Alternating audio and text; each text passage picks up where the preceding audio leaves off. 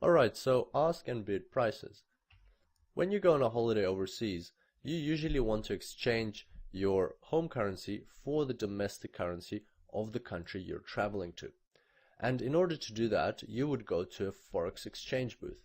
And these booths will always have two different prices, a we sell price and a we buy price. And depending on the transaction you're trying to make, you will be quoted at one of the two prices. So if you're exchanging your home currency for the domestic currency of the country you're traveling to, you'll be quoted at one of these two prices.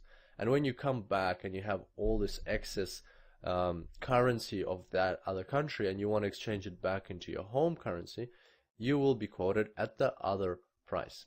Same principle applies on the Forex market.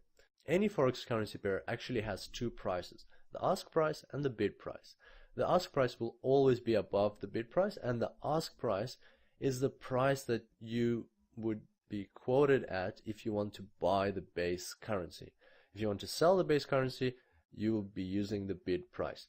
So here we're using the British pound Australian dollar as an example, and in that currency pair, the British pound is the base currency, the Australian dollar is the quoted currency. So if you want to buy British pounds, then you will be using the ask price. And this means that for every 1 British pound, you would have to pay 1.8873 Australian dollars.